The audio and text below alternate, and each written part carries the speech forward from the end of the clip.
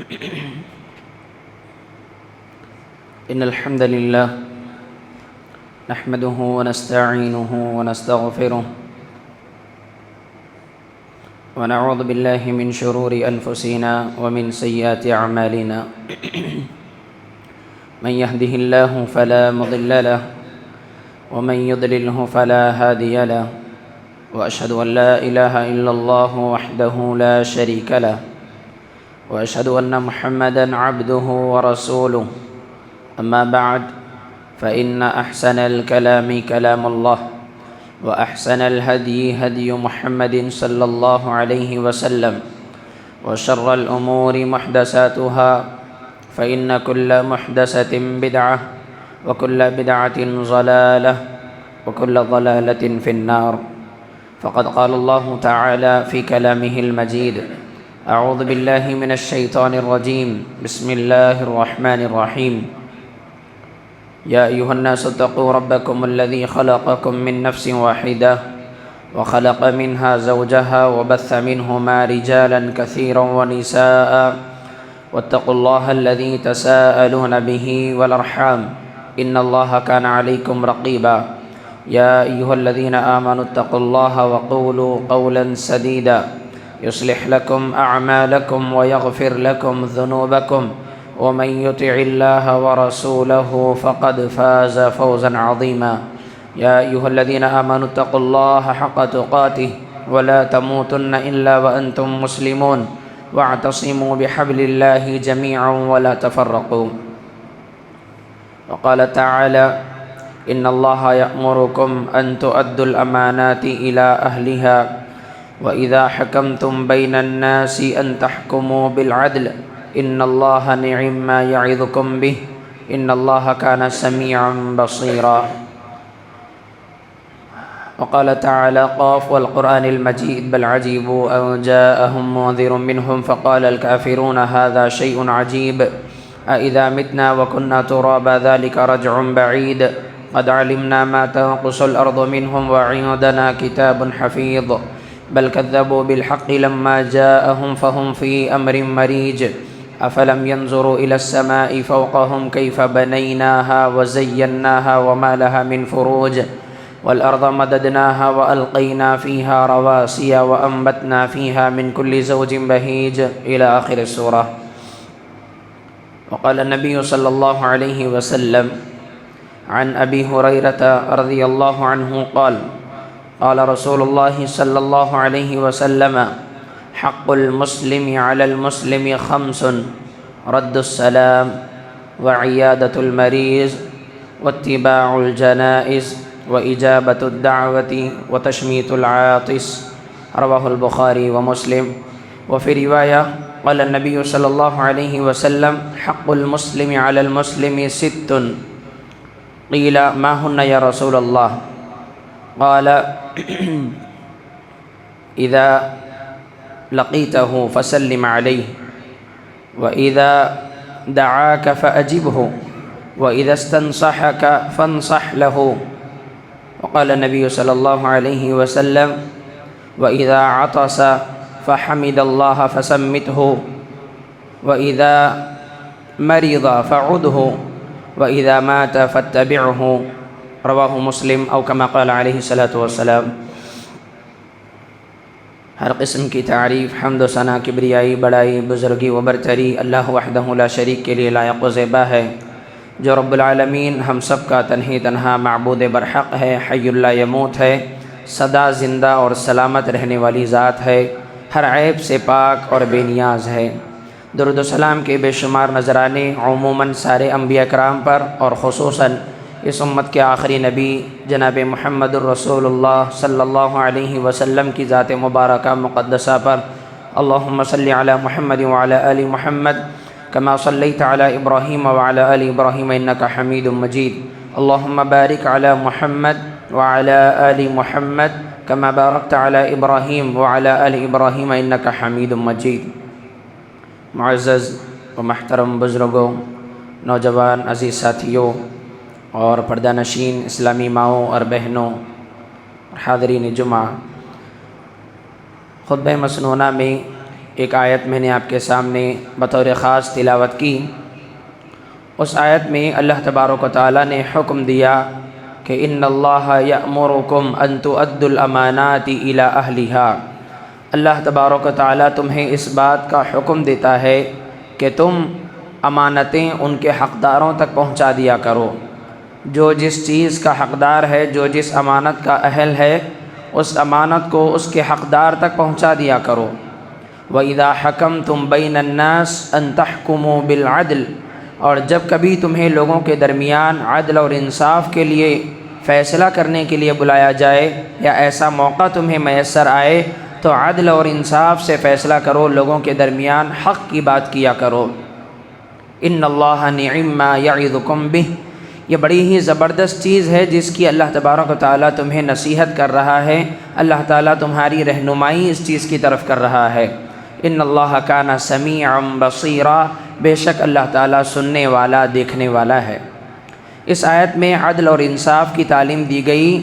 بندوں کے درمیان۔ اللہ تبارک و تعالیٰ کے بندوں کے درمیان جب کبھی بھی حقوق کو تقسیم کرنے یا فیصلوں کے لینے کے موقع آئے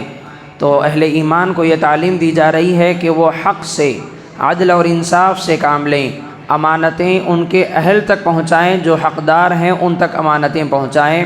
امانتوں کے پہنچانے میں حق تلفی سے یا زیادتی سے کام نہ لیں، اور فیصلے کرتے وقت عدل اور انصاف سے آنکھیں موند کر، عدل اور انصاف کو پیچھے چھوڑ کر من مانی طور پر یا غلط فیصلے نہ لیں جان بوجھ کر۔ اللہ تبارک و تعالیٰ نے اس کو بڑی بہترین نصیحت کہا اللہ کی طرف سے، اگر لوگ سمجھیں اور قبول کریں تو یہ بڑی بہترین نصیحت ہے۔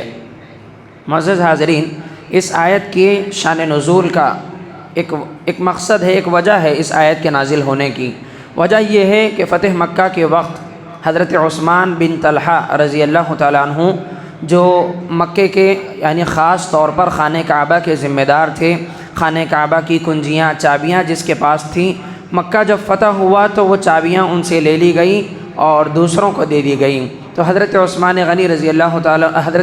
بن طلحہ رضی اللہ تعالیٰ عنہ نے وہ چابیاں اس وقت اللہ کے نبی صلی اللہ علیہ وسلم کو دے دی اور وہ ذمہ داری دوسروں کو دی گئی۔ تو اللہ تبارک و تعالیٰ نے یہ آیت نازل کی اور کہا کہ یہ ذمہ داری شروع سے، دور جاہلیت سے عثمان بن طلحہ اور ان کے خاندان والے سنبھال رہے ہیں اس ذمہ داری کو، لہٰذا یہ ذمہ داری ابھی بروقت ان سے لی گئی ہے، لیکن بعد میں جب مکہ فتح ہو جائے گا اور یہاں پر سارے حالات سازگار ہو جائیں گے اور اہل ایمان کا غلبہ ہو جائے گا اور مکہ کو جب پاک و صاف کر دیا جائے گا بت پرستی سے، بتوں کی گندگی سے، سارے معاملات جب اپنی جگہ کو پہنچ جائیں تو پھر یہ ذمہ داری واپس عثمان بن طلحہ رضی اللہ تعالیٰ عنہ کو دے دی جائے، ان کے خاندان کو دے دی جائے، کیونکہ انہوں نے شروع سے اس ذمہ داری کو سنبھالا ہے۔ تو اللہ تبارک و تعالیٰ نے تعلیم دی کہ اے ایمان والو، جب کبھی بھی امانتیں پہنچاؤ تو ان کے حقداروں تک پہنچاؤ۔ تو خانہ کعبہ کی اس کنجیوں کو سنبھالنے کی جو ذمہ داری تھی، یہ جو امانت تھی، اس کے اہل اور اس کے حقدار حضرت عثمان بن طلحہ رضی اللہ تعالیٰ عنہ اور ان کے گھر والے تھے۔ اللہ تبارک و تعالیٰ نے یہ آیت تو ایک خاص موقع پر نازل کی، لیکن اس کا پیغام اور اس کا حکم عام ہے ہر مسلمان کے لیے کہ جب کبھی بھی عہدے، منصب یا چیزیں تقسیم کرتے ہیں یا لوگوں کے حساب سے، ان کی صلاحیتوں اور خوبیوں کے حساب سے ان کو موقع دیے جاتے ہیں، تو یہ موقع، یہ عہدہ، یہ منصب، یہ ذمہ داریاں، یہ سب ایک امانت ہے، اور یہ امانتیں اس کے اہل اور قابل لوگوں کو ہی پہنچانی چاہیے، نا اہل لوگوں کو اور نا قابل لوگوں کو اگر ان کے ناقابل ذمہ داری ان کو دے دی جائے تو پھر اس سے ظلم ہوگا، زیادتی ہوگی اور ناانصافی ہوگی، اور اللہ تبارک و تعالیٰ کے بندوں کے ساتھ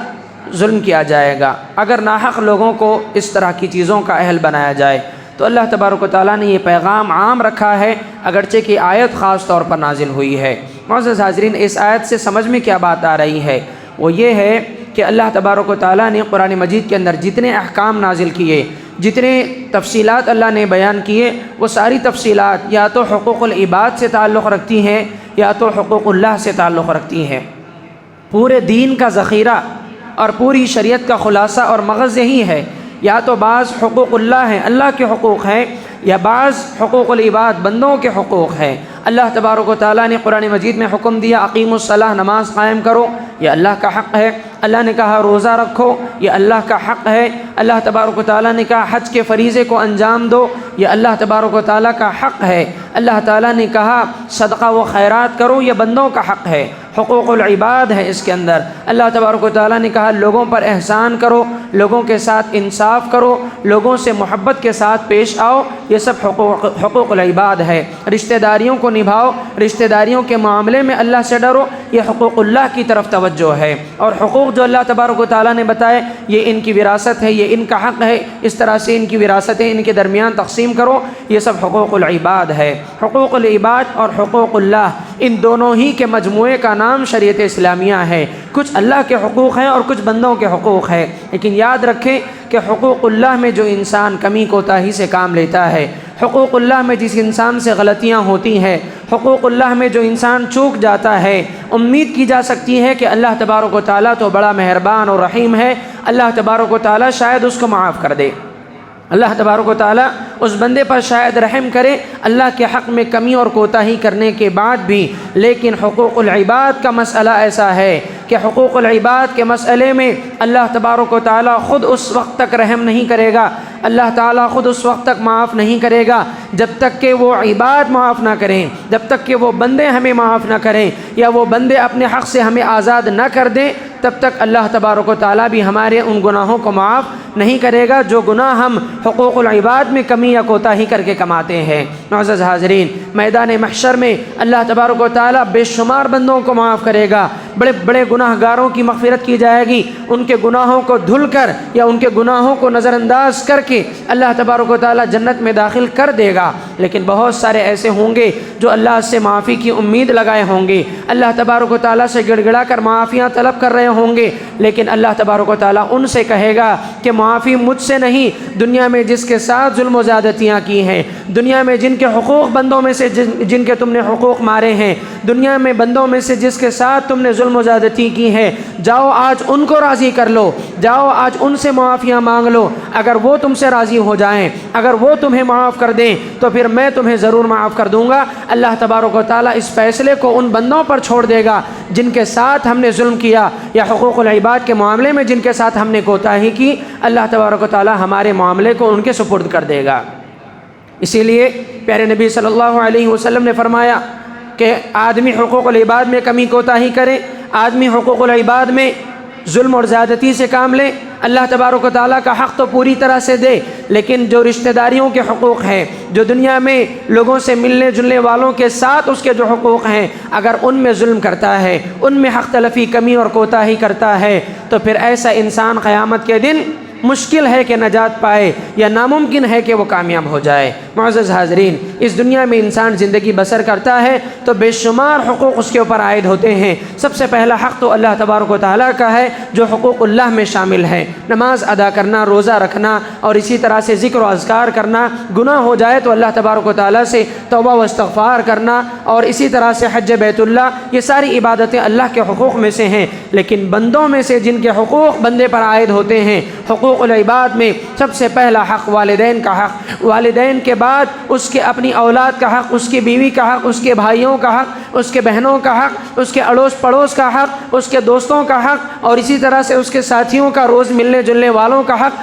بے شمار حقوق عائد ہوتے ہیں، خاص طور پر گھریلو رشتے، پھر اس کے بعد عام طور پر عام مسلمان کے ایک مسلمان پر جو حقوق ہیں، یہ سارے حقوق کا اگر آدمی پاس و لحاظ نہ رکھے، ان حقوق کے اندر اگر حق تلفی کرے، ان حقوق کے ساتھ حق تلفی کرنے کے بعد وہ حقوق اللہ میں کتنا ہی پرفیکٹ کیوں نہ ہو، حقوق اللہ میں وہ کتنا ہی کامیاب و کامران کیوں نہ ہو، ایسا انسان آخرت میں ممکن ہے کہ خسارے سے دوچار ہوگا، ممکن ہے کہ ایسا انسان آخرت میں ناکام و نامراد ہوگا۔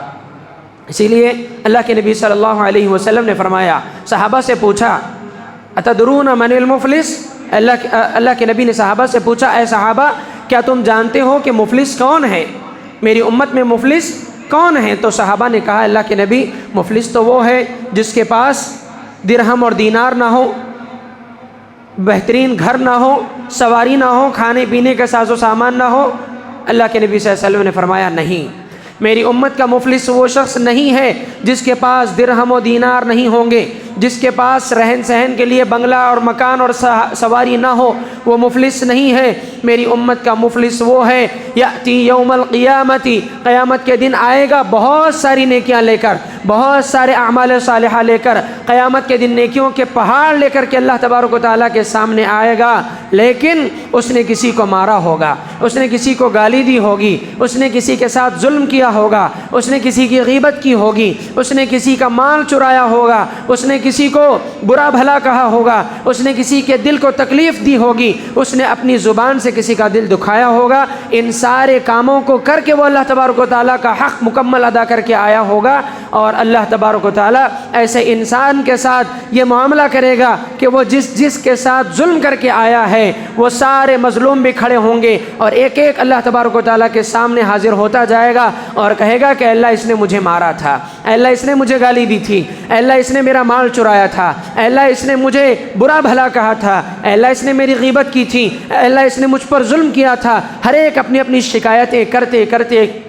اس کے نیک اعمال میں سے، اس کے اعمال صالحہ کے ذخیرے میں سے اپنا اپنا حصہ لے کر چلا جائے گا۔ اللہ تبارک و تعالیٰ اس ظالم کے جو حقوق العباد میں ظلم کر کے آیا ہے، اللہ تعالیٰ اس کے اعمال میں سے ان کو حصہ دیتا چلا جائے گا، وہ نیکیاں لے کر چلے جائیں گے یہاں تک کہ ساری نیکیاں ختم ہو جائیں گی۔ نبی صلی اللہ علیہ وسلم نے فرمایا اور لوگ باقی رہ جائیں گے بندوں میں سے جس کے ساتھ اس نے ظلم کیا، وہ بھی آتے جائیں گے، اب نیکیاں ساری کی ساری ختم۔ اللہ تبارک و تعالیٰ اب ان کے گناہ اٹھا کر کے اس کے سر ڈالے گا۔ جس کے ساتھ اس نے ظلم کیا، حقوق العباد میں جس کے ساتھ کمی کوتاہی کی، ان کے گناہ اٹھا کر کے اس کے سر ڈالے گا، ساری نیکیاں ختم، گناہوں کو اپنے سر لیتا چلا جائے گا۔ اتنے گناہ جمع ہو جائیں گے کہ آخرکار ان گناہوں کی بدولت جہنم میں چلا جائے گا۔ نبی صلی اللہ علیہ وسلم نے فرمایا خود کے اعمال تو اس نے نیکیوں کی شکل میں تیار کیے تھے، لیکن حقوق العباد میں کوتاہی، بندوں کے ساتھ ظلم و زیادتی، بندوں کے حقوق کو مارنا، اس گناہ نے اس کو جہنم رسید کر دیا، جہنم میں پہنچا دیا۔ یہ میری امت کا مفلس ہے، یہ میری امت کا لاچار اور مجبور انسان ہے جو بہت زیادہ نیکیاں کرنے کے باوجود بھی جہنم میں چلا جائے گا۔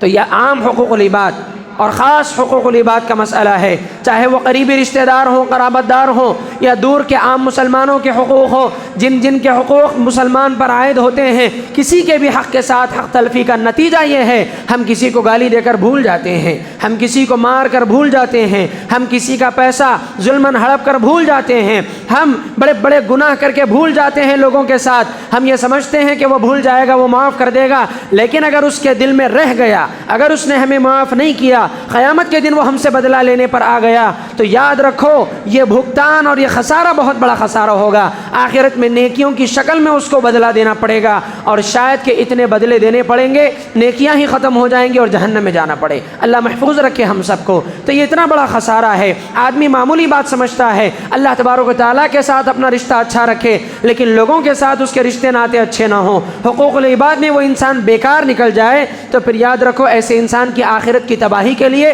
یہی ایک گناہ کافی ہے، یہی ایک گناہ کافی ہے۔ میں حقوق العباد میں سارے حقوق علیحدہ علیحدہ آپ کے سامنے نہیں بیان کروں گا، لیکن آپ خود جان لیں کہ رشتہ داریوں کے یا پھر آپ سے اپنے ملنے والوں کے کیا کیا حقوق آپ پر بنتے ہیں۔ ماں باپ ہیں، آپ ان کے ساتھ ظلم اور زیادتی تو نہیں کر رہے ہو، ماں باپ کے حقوق تو آپ نہیں مار رہے ہو، اور اگر کر رہے ہیں تو یاد رکھو یہ آپ کی آخرت کی ناکامی کے لیے کافی ہے۔ اور اگر ماں باپ ہیں وہ اپنی اولاد کا حق ان کو صحیح طور پر نہیں دے رہے ہیں، ماں باپ ہیں اپنی اولاد کے ساتھ یکسوئی معاملہ نہیں کر رہے ہیں، اور اپنی اولاد کے ساتھ ظلم و زیادتی والا رویہ روا رکھے ہیں، تو پھر وہ ماں باپ کی تباہی کے لیے وہی گناہ ان کی ناکامی کے لیے کافی ہو جائے گا، اور ان کی آخرت کی تباہی کے لیے یہی گناہ ان کے حق میں کافی ہوگا۔ شوہر ہے اپنی بیوی کے ساتھ ظلم و زیادتی والا رویہ روا رکھا ہے، اپنی بیوی کا حق اس کو نہیں دیتا ہے، ظلم کرتا ہے، تو پھر وہ کتنا ہی نیکوکار کیوں نہ ہو اللہ کی نظر میں، ایک بیوی پر ظلم کرنے کے نتیجے میں آخرت میں تباہ و ناکام ہونے کے لیے اس کے لیے یہ گناہ کافی ہے۔ بیوی ہے شوہر کے ساتھ ظلم و زیادتی کر رہی ہے، شوہر کی نافرمانی کر رہی ہے، اس کے مال کو بیجا اور ناحق اڑا رہی ہے، اس کے مال کو اسراف اور فضول خرچی میں لٹا رہی ہے، اور پھر نافرمانی کر رہی ہے شوہر کی، تو وہ بیوی اللہ تبارک و تعالیٰ کی نظر میں کتنی ہی نیکوکار بندی کیوں نہ بن جائے، وہ بیوی اپنے شوہر کے نافرمان ہونے کے جرم میں آخرت میں ناکام و نامراد ہونے کے لیے یہ گناہ اس کے حق میں کافی ہو جائے گا۔ بھائی ہے اپنے بھائیوں کے حقوق مار رہا ہے، ظلم کر رہا ہے، زیادتی کر رہا ہے، کسی بھی طرح کا چھوٹا یا بڑا حق ان کا لے رہا ہے، اور جانے یا انجانے میں یا تکلیفیں پہنچا رہا ہے، وہ اللہ تبارک و تعالیٰ کا کتنا ہی نیک بندہ کیوں نہ بن جائے، اپنے بھائیوں کے ساتھ ظلم کرنا اور ان کے حقوق میں سے کوئی حق مار لینا، یہ اس کی آخرت کو تباہ کرنے کے لیے کافی ہو جانے والا گناہ ہے۔ دوست ہے، اپنے دوستوں کے ساتھ ظلم و زیادتی کر رہا ہے، دوستوں کے حقوق ہڑپ رہا ہے، اپنے دوست سے سارے حق لے رہا ہے، اس کو حق دینا نہیں جانتا ہے، تو پھر یاد رکھیں اللہ تبارک و تعالیٰ کی نظر میں کتنا ہی نیکوکار بندہ کیوں نہ بن جائے، اپنے دوستوں کے ساتھ کیے جانے والے اس ظلم کی وجہ سے آخرت میں اس کی ناکامی و نامرادی ممکن ہے۔ ہر رشتے میں انسان اس چیز کو جانچ لے، اڑوس پڑوس ہے، پڑوس کے ساتھ اگر ہمارا رویہ ظلم و زیادتی کا ہے، ان کے حقوق ہم ان کو نہیں دے رہے ہیں، تکلیف پہنچا رہے ہیں پڑوس کو، حقوق العباد میں اگر کمی کوتاہی کر رہے ہیں، یاد رکھو آپ کتنے ہی نیکوکار کیوں نہ بن جاؤ، اگر قیامت کے دن پڑوسی نے آپ سے اپنا حق مانگ لیا، آپ کی آخرت کو ناکام و نامراد بنانے کے لیے یہی ایک گناہ کافی ہے۔ یہ عام طور پر حقوق ہیں، خاص طور پر آج کے اس جمعے میں جس حدیث کے حوالے سے گفتگو کرنے والا ہوں، وہ حدیث عام مسلمانوں کے حقوق پر ہے۔ اللہ کے نبی صلی اللہ علیہ وسلم نے جو حدیث میں نے خطبہ مسنونہ میں پڑھی، وہ حدیث دو طرح سے صحیح بخاری اور مسلم میں ہے، ایک اور حدیث صحیح مسلم میں ہے، دونوں جگہ الگ الگ حقوق بتائے گئے۔ نبی صلی اللہ علیہ وسلم نے ایک حق کم اور زیادہ کر کے بتایا، ایک حدیث میں اللہ کے نبی صلی اللہ علیہ وسلم نے 5 حقوق بتائے اور دوسری حدیث میں 6 حقوق بتائے، ایک عام مسلمان کے دوسرے مسلمان پر،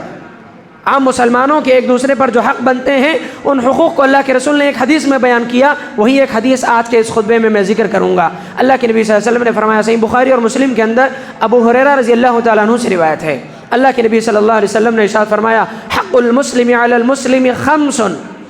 ایک مسلمان کے دوسرے مسلمان پر 5 حقوق ہے، ایک مسلمان کے دوسرے مسلمان پر 5 حقوق ہے۔ سب سے پہلا حق رد السلام، سلام کو لوٹانا، جواب دینا۔ سلام کا جواب دینے کا مطلب یہ نہیں ہے کہ آپ پہل نہ کریں، آپ خود پہل کریں سلام کرنے میں، لیکن اگر آپ پہل نہیں کیے ہیں، کوئی اور آگے سے آپ کو سلام کرتا ہے تو سلام کا جواب دینا آپ کے اوپر فرض ہے، لازم ہے۔ سلام کا جواب دینا فرض ہے آپ کے اوپر کہ آپ سلام کا جواب دیں، اور سلام کا جواب دینا یا سلام کرنا یہ اتنی بہترین نیکی ہے کہ اس سے آپس میں محبت پیدا ہوتی ہے۔ اللہ کے نبی صلی اللہ علیہ وسلم نے اسی لیے کہا، افشوا السلام بینکم، آپس میں سلام کو عام کیا کرو، جن کو جانتے ہوں، جن کو نہ جانتے ہوں، جن سے تمہارا رشتہ ہو، جس سے رشتہ ناتا نہ ہو، لیکن مسلمان تمہیں نظر آ جائے تو ضرور اس کو سلام کیا کرو، اس سے تمہارے تعلقات بڑھتے ہیں، اس سے لوگوں کے دلوں میں محبت پیدا ہوتی ہے، اس سے تمہارے لیے اجر و ثواب کا ذریعہ تمہارے لیے یہ سلام ہے۔ اگر کوئی شخص سلام کا پہلا حصہ استعمال کرے، السلام علیکم کہے، اللہ کے نبی صلی اللہ علیہ وسلم نے فرمایا 10 نیکیاں اس کے لیے لکھی جاتی ہیں۔ السلام علیکم ورحمۃ اللہ کہے، 20 نیکیاں اس کو دی جاتی ہیں، ورحمۃ اللہ کے ساتھ وبرکاتہ کا اضافہ کر لے، 30 نیکیاں اس کو مل جاتی ہیں۔ اور اگر کوئی سلام کرے جواباً آپ وعلیکم السلام ورحمۃ اللہ وبرکاتہ کہتے ہیں، تب بھی آپ کے لیے 30 نیکیاں، یا پھر آپ وعلیکم السلام کہتے ہیں 10، پھر ورحمۃ اللہ کا اضافہ کرتے ہیں 20، وبرکاتہ کا اضافہ کرتے ہیں تو 30۔ سلام کرنا یا سلام کا جواب دینا 30 نیکیوں کا حقدار ایک مسلمان کو بناتا ہے۔ اور صرف یہ نیکیاں ہی نہیں ہے، نیکیوں کے ساتھ ساتھ ایک شخص کو آپ روزانہ سلام کرتے جائیں، اگرچہ آپ سے اس کی جان پہچان نہیں ہے، لیکن آپ روزانہ جاتے آتے اس کو سلام کرتے ہیں تو پھر آپ سے اس کی ایک پہچان اور ایک تعلق بن جاتا ہے۔ اس طرح سے آپ اپنے محلے میں، آپ اپنی بستی میں، آپ اپنے رہن سہن کی جگہوں میں ہر مسلمان کو اگر آپ سلام کرتے جائیں گے، آپ کے تعلقات کا کیا مقام ہوگا، آپ کی جان پہچان کا کیا مقام ہوگا، اور روزانہ آپ ایسے کئی سلام لوگوں کو کرتے جائیں گے تو آپ کے نام اعمال میں کتنے اعمال صالحہ اور اعمال حسنات اللہ تبارک و تعالیٰ جمع کرے گا، یہ اندازہ نہیں لگایا جا سکتا ہے۔ تو سلام یہ آپس میں محبت پیدا کرنے کا ذریعہ ہے۔ سلام آپس میں ایک دوسرے کو سلامتی، رحمت اور برکت کی دعا دینے کا سبب ہے، ذریعہ ہے۔ ہم اگر کسی کو سلامتی کی دعا دے رہے ہیں، اللہ کی رحمت اور برکت کی دعا دے رہے ہیں، وہ واپس جواباً ہمیں سلامتی اور رحمت اور برکت کی دعا دے رہا ہے۔ اس طرح سے ایک دوسرے پر سلامتی کی دعائیں بھیجنا، رحمت اور برکت کی دعائیں بھیجنا، اللہ تبارک و تعالیٰ سلامتی بھی نازل کرتا ہے، رحمت اور برکت بھی نازل کرتا ہے، 30 نیکیاں بھی ملتی ہیں، تعلقات بھی مضبوط ہوتے ہیں، لوگوں کے دلوں میں محبت بھی پیدا ہوتی ہے۔ ایک سلام کے کتنے فائدے ہیں، اور سلام یہ فرشتوں کا ادب ہے، یہ فرشتوں کی سنت ہے۔ جب اللہ کے نبی صلی اللہ علیہ وسلم معراج کی رات آسمانوں میں گئے تو نبی صلی اللہ علیہ وسلم کا استقبال فرشتوں نے کیسے کیا؟ پہلے آسمان پر جو فرشتے تھے انہوں نے سلام کیا اللہ کے نبی صلی اللہ علیہ وسلم کو، دوسرے آسمان پر پہنچے وہاں کے فرشتوں نے سلام کیا، ہر آسمان پر فرشتوں نے سلام کرتے ہوئے نبی صلی اللہ علیہ وسلم کا استقبال کیا۔ اور اسی طرح سے قرآن مجید میں ہے کہ ابراہیم علیہ السلام کو جب اولاد کی خوشخبری دینے کے لیے فرشتے آئے تو فرشتوں نے کیا کیا؟ سلام کیا ابراہیم علیہ السلام کو۔ هل اتاک حدیث ضیف ابراہیم المکرمین، کیا تمہارے پاس ابراہیم کے ان بزرگ مہمانوں کا، عزت دار مہمانوں کا واقعہ نہیں پہنچا؟ قرآن مجید پوچھ رہا ہے ہم سے۔ اذ دخلوا علیہ فقالوا سلاما، جب وہ ابراہیم علیہ السلام کے پاس داخل ہوئے تو انہوں نے ابراہیم کو سلام کیا، ابراہیم علیہ السلام کو سلام کیا فرشتوں نے۔ سلام کرنا یہ فرشتوں کا ادب ہے، یہ فرشتوں کا احترام کرنے کا طریقہ ہے۔ فرشتے کسی کا احترام کرتے ہیں تو اس کو سلام کرتے ہیں، اور اللہ تبارک و تعالیٰ کسی بندے سے محبت کرتا ہے تو اللہ تبارک و تعالیٰ سلام کہلوا کر بھیجتا ہے۔ حضرت خدیجہ رضی اللہ تعالیٰ عنہ نبی صلی اللہ علیہ وسلم غار حرا میں بیٹھ کر عبادت کرتے تھے، اور حضرت خدیجہ کھانا لے کر کے جاتی تھی۔ ننگے پاؤں ایک مرتبہ پہاڑ چڑھ کر جا رہی ہیں اپنے شوہر کے لیے کھانا لے کر کے، جبریل علیہ السلام پہلے ہی آ گئے نبی صلی اللہ علیہ وسلم کے پاس اور دیکھ لیا کہ امی خدیجہ کھانا لے کر کے پہنچ رہی ہیں۔ اللہ کے نبی صلی اللہ علیہ وسلم کے پاس گئے اور جبریل علیہ السلام اور جا کر کہا کہ اللہ کے نبی، حضرت خدیجہ آپ کے لیے کھانا لے کر آ رہی ہیں، ننگے پاؤں ان پہاڑیوں پر چڑھ کر کے وہ آپ کے لیے کھانا لے کر آ رہی ہیں۔ ان کی اس ادا سے اللہ تبارک و تعالیٰ بہت خوش ہوا، اور حضرت خدیجہ جب آئیں تو ان کو کہنا کہ اللہ نے انہیں سلام کہا ہے، اور میرا بھی سلام کہنا حضرت خدیجہ سے۔ تو اللہ تبارک و تعالیٰ نے سلام کیا، حضرت جبریل علیہ السلام نے سلام کیا۔ اللہ تعالیٰ جس سے محبت کرتا ہے سلام کہلوا کر بھیجتا ہے۔ فرشتے سلام کرتے ہیں ان کو جن سے فرشتے محبت کرتے ہیں۔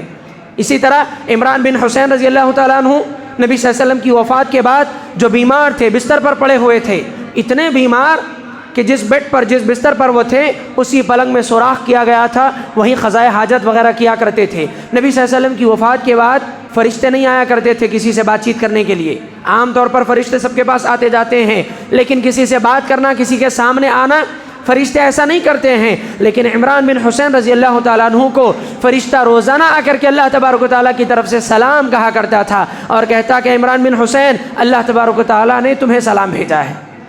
اللہ تبارک و تعالیٰ نے تمہیں سلام کہلا بھیجا ہے۔ تو فرشتہ آ کر کے وہ سلام پہنچایا کرتا تھا۔ اللہ تعالیٰ جس سے محبت کرتا ہے اللہ تعالیٰ ان کو سلام کہلا کر کے بھیجتا ہے، اور فرشتے بھی سلامتی کی دعا دیتے ہیں۔ ابراہیم علیہ السلام کو جیسے سلام کیا، اور نبی صلی اللہ علیہ وسلم آسمانوں میں گئے معراج کی رات، تو سارے آسمانوں کے فرشتوں نے آپ کا استقبال سلام کے طریقے سے کیا۔ تو سلام کرنے کی عادت ڈالیں، ایک دوسرے کو سلام کرنا، جن کو جانتے ہو نہ جانتے ہو، مسلمان نظر آئے تو سلام کرنا۔ اور کچھ ہیں جو سلام کرنے پر جواب بھی نہیں دیتے ہیں، سلام کرنے پر جواب بھی نہیں دیتے ہیں۔ ایسے نہیں بننا چاہیے، سلام سن کر کے جواب نہ دینا یہ آدمی کو گناہگار بناتا ہے۔ آگے والا آپ کو سلامتی کی دعا دے رہا ہے، آپ اس کو جواب نہیں دیتے ہیں، سلام کے جواب دینا چاہیے۔ بہت سارے ہیں جو منڈی ہلاتے ہیں یا پھر آدھا ادھورا جواب دیتے ہیں۔ سلام کرنے کے آداب سیکھیں۔ السلام علیکم ورحمۃ اللہ وبرکاتہ، یا کم از کم السلام علیکم ایسے آپ سلام کریں۔ سلام کے الفاظ میں غلطیاں کرتے ہیں، صحیح سے سلام نہیں کرتے ہیں، یا کرتے ہیں تو صحیح جواب نہیں دیتے ہیں، یا کچھ لوگ جواب ہی نہیں دیتے ہیں۔ اس طرح کی غلطیاں کرنا آدمی کو اللہ کی رحمت اور سلامتی اور برکت سے دور رکھتا ہے، اجر و ثواب سے دور رکھتا ہے۔ اور جس انسان کو سلام کرنے کے بعد وہ انسان جواب نہ دے، اس انسان کے لیے دل میں محبت نہیں نفرت پیدا ہوتی ہے۔ تو سلام یہ محبت کے پھیلانے کا سبب ہے، محبت کے بانٹنے کا، اللہ کی رحمت اور برکت اور سلامتی کو بانٹنے کا ذریعہ ہے، اور اللہ کی طرف سے 30 نیکیوں کو حاصل کرنے کا ایک ذریعہ ہے۔ سلام کریں، سلام کا جواب دیں۔ کوئی ہمیں سلام کرے تو ہم سلام کا جواب اس کو دینے کی کوشش کریں، لیکن پہل یہی کریں کہ ہم خود سلام کریں۔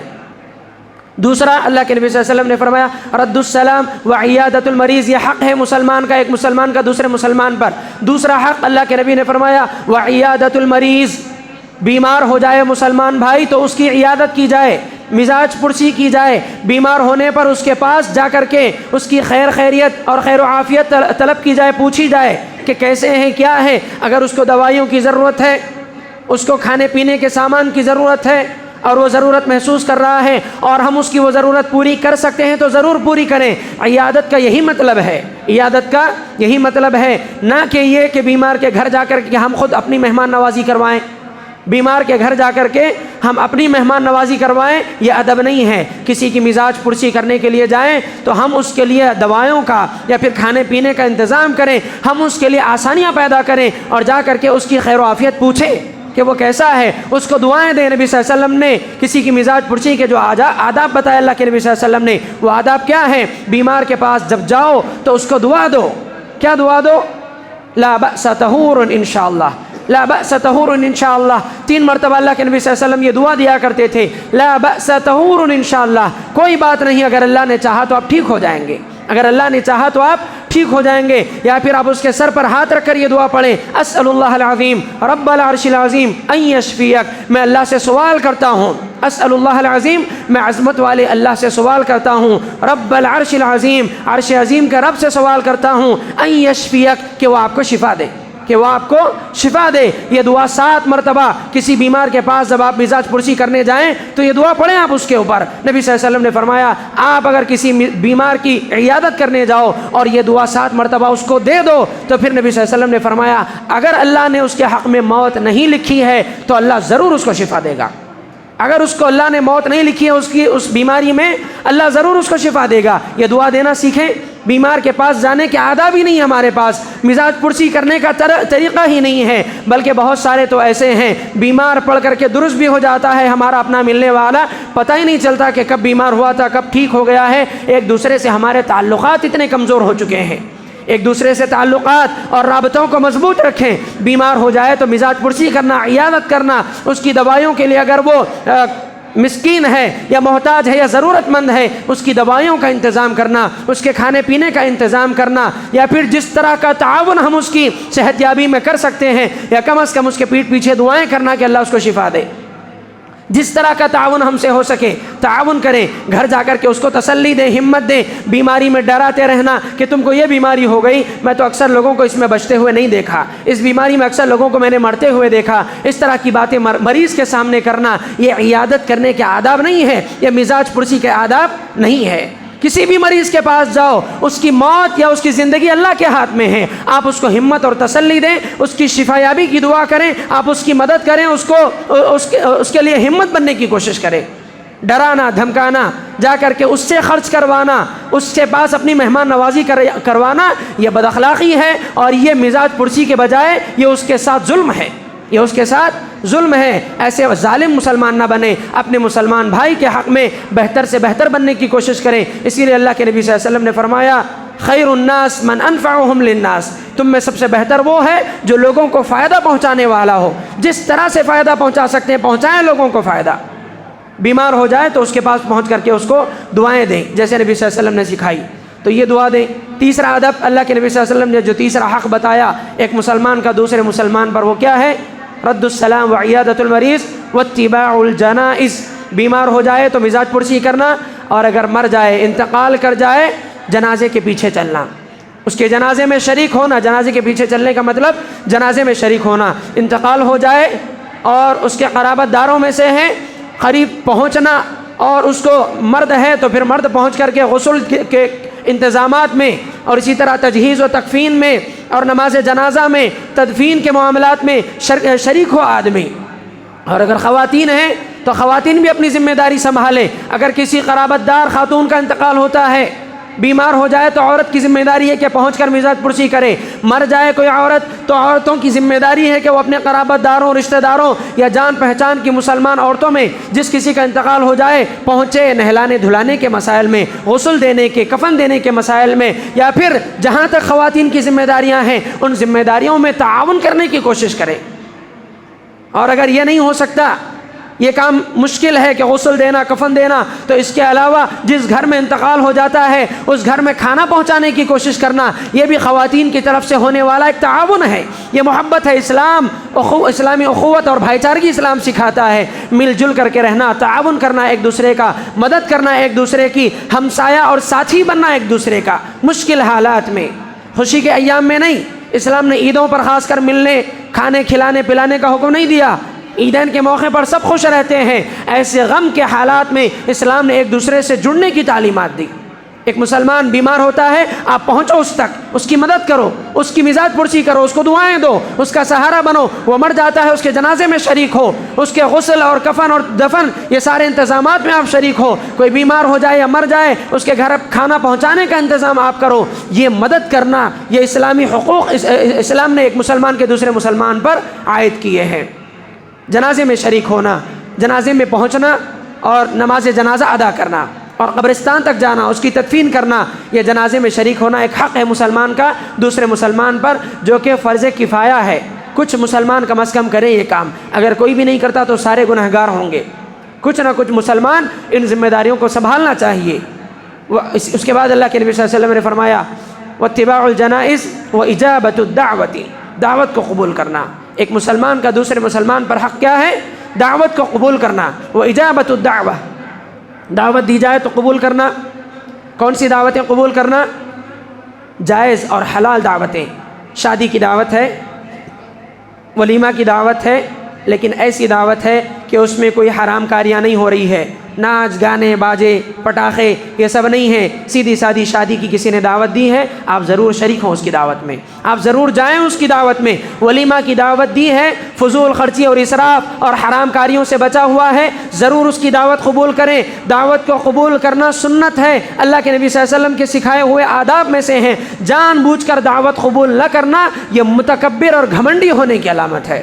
یہ متکبر اور گھمنڈی ہونے کی علامت ہے۔ جان بوجھ کر حلال دعوت اور اپنے مسلمان بھائی کی دعوت کو قبول نہ کرنا، انکار کرنا، یہ سمجھنا کہ 1 سے 4 بار مجھے بلائے، 1 سے 4 بار مجھے دعوت دے، 1 بار بلاتے ہی میں نہیں جاؤں گا، 2 بار بلاتے ہی میں نہیں جاؤں گا، فون پر بول دیا میں نہیں جاؤں گا، گھر آ کر کے مجھے بلائے، اس طرح کی زبردستی عزت منوانا، زبردستی کی جو ہے مہمان نوازی کروانا، یہ آدمی کے گھمنڈی اور متکبر اور مغرور ہونے کی علامت ہے۔ عاجزین کے ساری یہ ہے کہ آپ کا مسلمان بھائی آپ کو حلال دعوت دیتا ہے، جائز دعوت دیتا ہے، ایک مرتبہ کہے، آپ اس کی ضروریات اور اس کی مصروفیت کو مد نظر رکھیں۔ اگر وہ فون پر بھی آپ کو دعوت دیتا ہے، آپ اس کی دعوت کو قبول کریں۔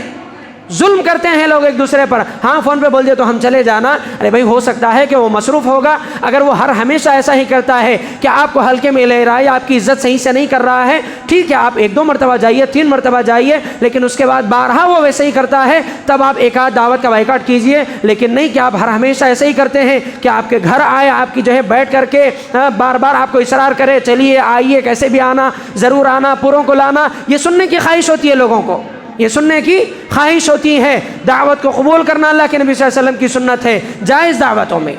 جائز دعوت، حرام دعوتیں نہیں۔ کوئی 11ویں کر کے بلا رہا ہے، کوئی برسی کر کے بلا رہا ہے، کوئی چھلا چھٹی کر کے بلا رہا ہے، جو دعوت اسلام سے ثابت ہی نہیں ہے، اور ہم ہیں کہ نہیں مسلمان بھائی ہے نا، انہوں نے دعوت دیا، اس کا دل ٹوٹ جاتا، جانا ضروری ہے، اس کا دل رکھنے کے لیے حرام دعوتیں قبول کرنا یہ بھی گناہ ہے اور ظلم ہے اللہ تبارک و تعالیٰ کے حق میں، اللہ کے حق میں یہ گناہ ہے۔ آپ لوگوں کا دل رکھنے کے لیے اللہ کی نافرمانی نہیں کر سکتے ہیں۔ آپ پھر یہاں دیکھیں گے کہ یہ اللہ تبارک و تعالیٰ نے جس چیز کا حکم ہی نہیں دیا وہ کام کر رہا ہے، حرام کام کر رہا ہے، پھر آپ ایسی دعوتوں کا بائیکاٹ کریں۔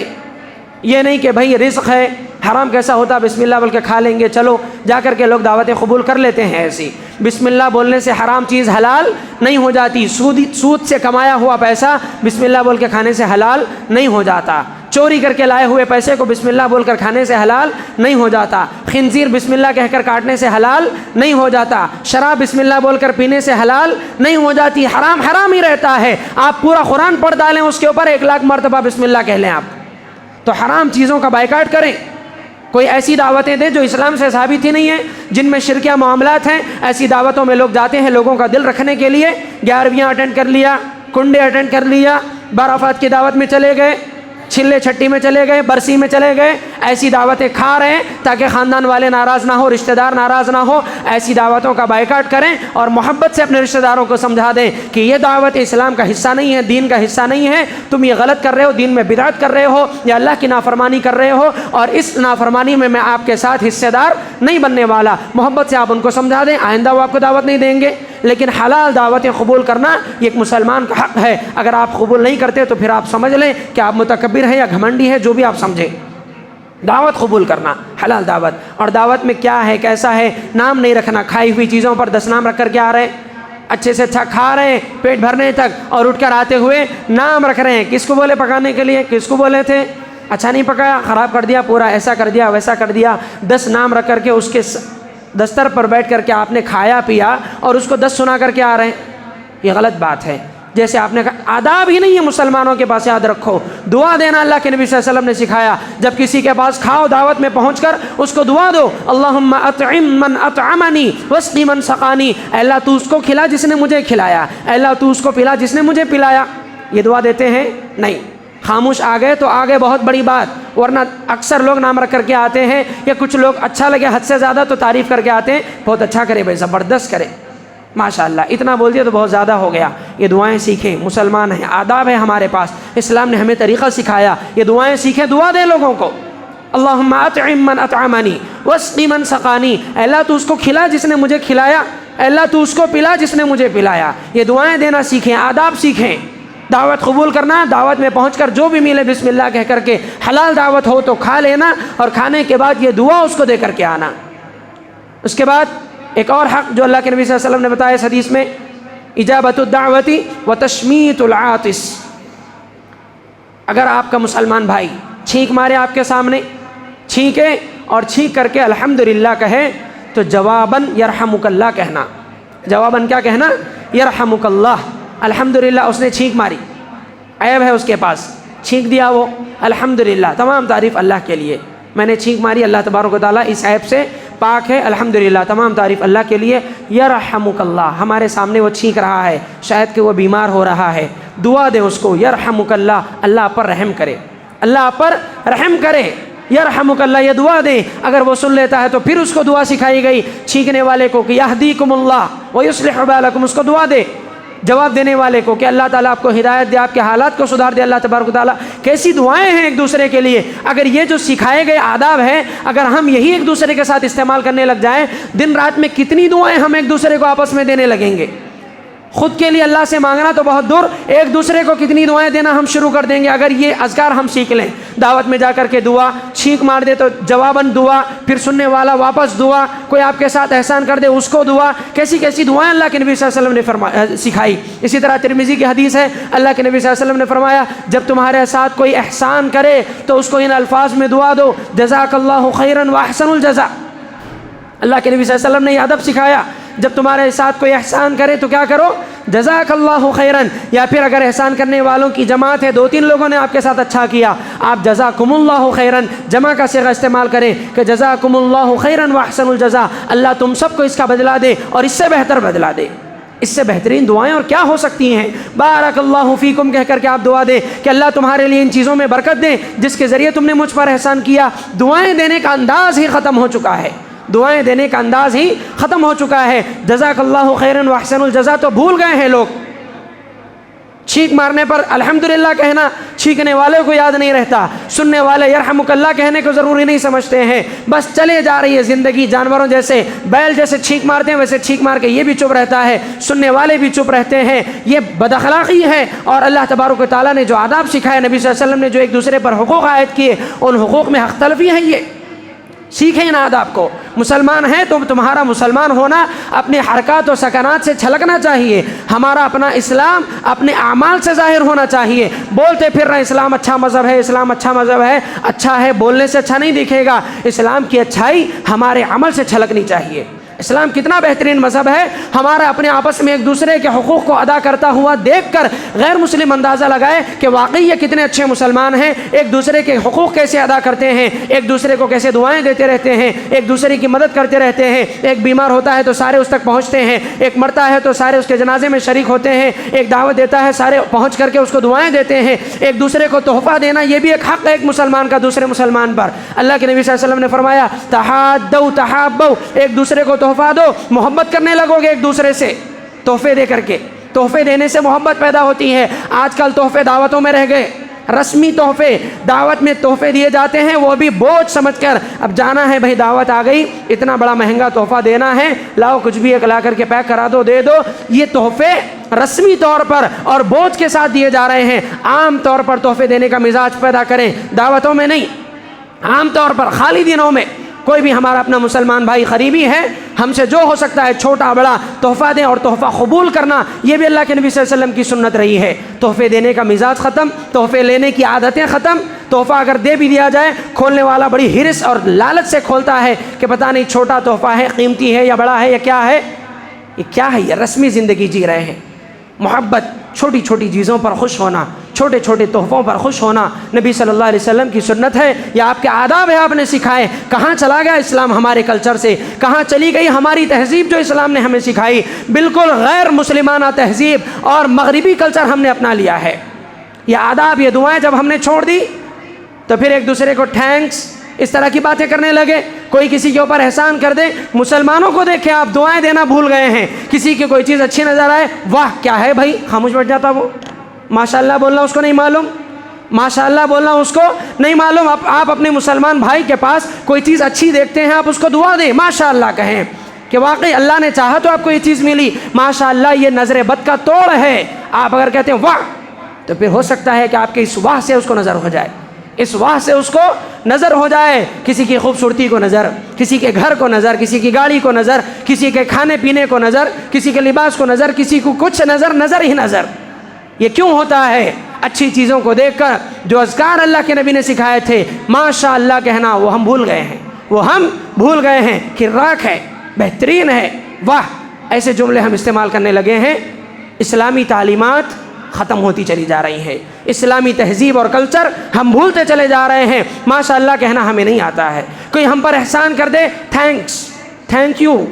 واو، ماشاءاللہ، گریٹ، ایسی چیزیں ہم سیکھ رہے ہیں۔ جزاک اللہ کہنا کہاں چلا گیا؟ یہ تہذیب کہاں گئی ہماری؟ مسلمانوں کی زبانوں سے یہ سننے کو مل رہا ہے۔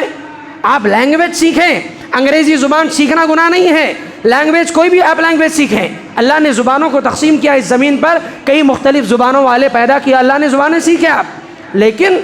کلچر بھول جائیں، آپ اپنی شناخت بھول جائیں، آپ اپنی اصلیت بھول جائیں۔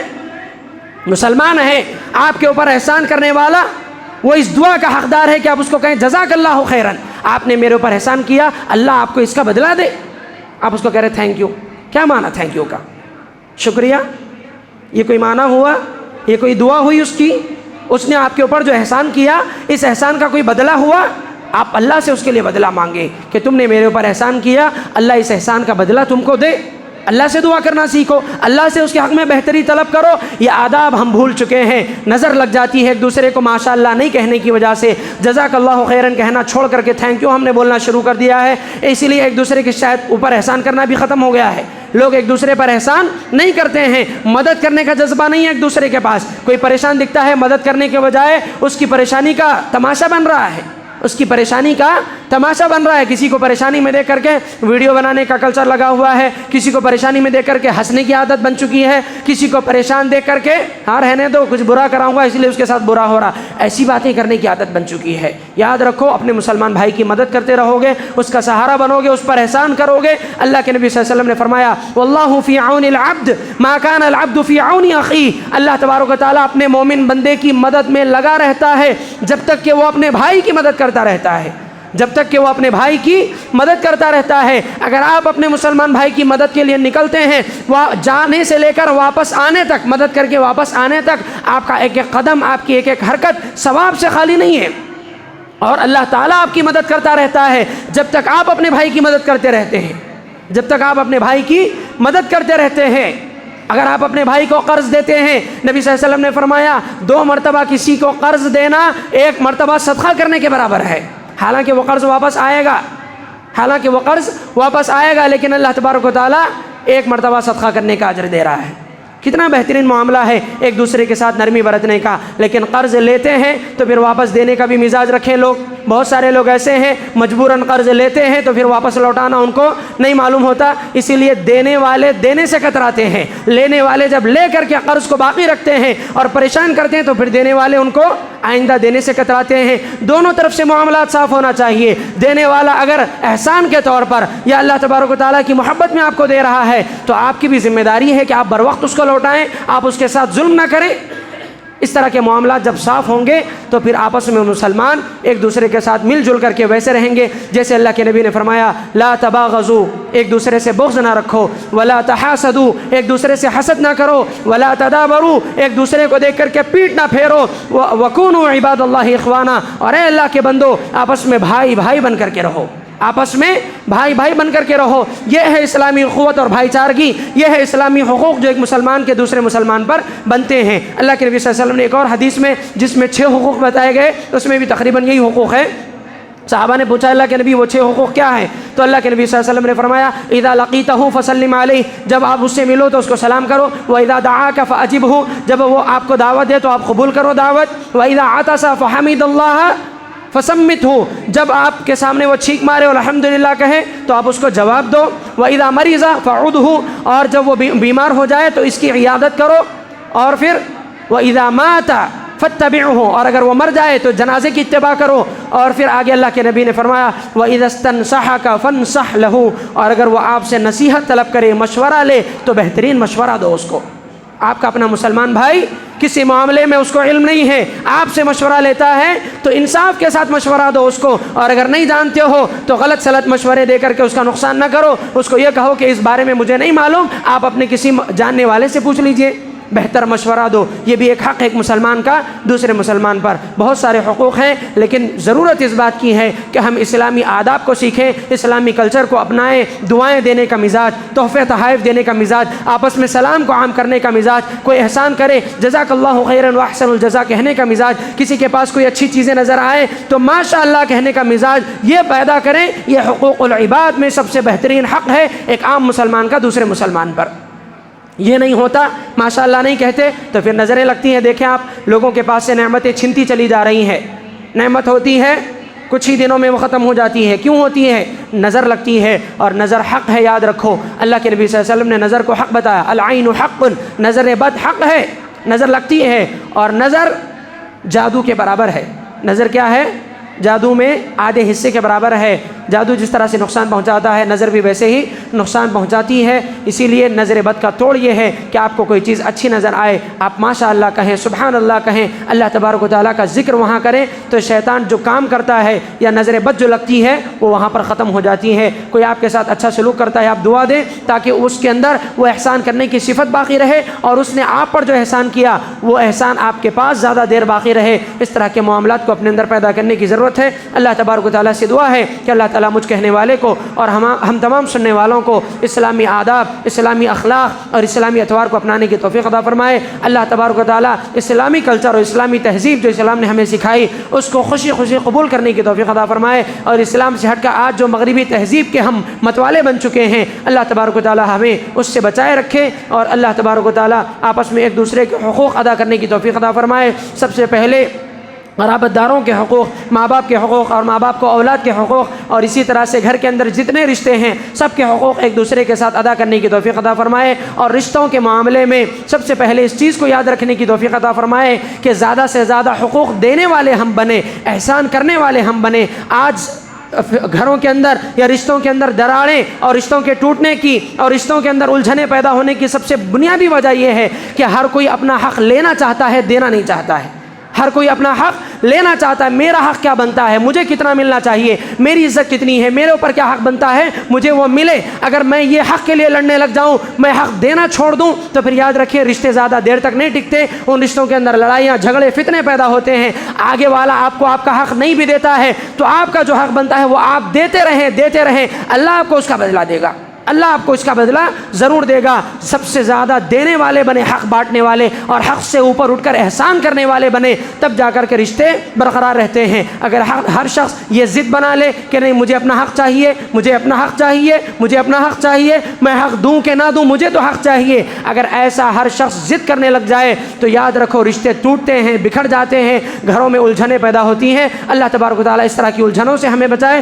حقوق دینے والا اللہ ہمیں بنائے. اللہ تبارک و تعالیٰ حقوق اللہ اور حقوق العباد میں دونوں جگہوں پر اللہ تبارک و تعالیٰ حقوق کی ادائیگی کرنے کی توفیق عطا فرمائے. اللہ تبارک و تعالیٰ ہمارے گناہوں کو معاف فرمائے, اللہ ہماری نیکیوں کو قبول فرمائے, اللہ بیماروں کو شفاء کلیہ عاجلہ اور کاملہ نصیب فرمائے, مقروضوں کے قرضوں کی ادائیگی فرمائے. اللہ تبارک و تعالیٰ بے روزگاروں کو حلال اور کشادہ روزگار نصیب فرمائے. اللہ ہمارے رزق میں برکت پیدا فرمائے, اللہ ہم پر حلال اور کشادہ رزق کے دروازے کھول دے. اللہ تبارک و تعالیٰ بے روزگاری سے ہمیں بچائے, اللہ تبارک و تعالیٰ حرام رزق سے ہمیں بچائے. اللہ اللہ تبارک و تعالی ہماری صحت میں اور عمروں میں اور ایمان اور عمل میں برکت پیدا فرمائے۔ اللہ تبارک و تعالی ہماری مسجدوں میں نمازیوں کی تعداد میں برکت پیدا فرمائے۔ اللہ تبارک و تعالی ہماری مسجدوں کی حفاظت فرمائے۔ اللہ ہمارے مرد حضرات اور خواتین کی حفاظت فرمائے۔ اللہ تبارک و تعالی اس ملک میں امن و سلامتی پیدا فرمائے۔ اللہ تبارک و تعالی جب تک زندہ رکھے دین و ایمان پر برقرار رکھے، اور جب خاتمہ ہو تو دین و ایمان پر عمل کے ساتھ ہمارا خاتمہ ہو، اور اللہ ہم سے راضی ہو، اس حال میں ہم اس دنیا سے رخصت ہو جائیں۔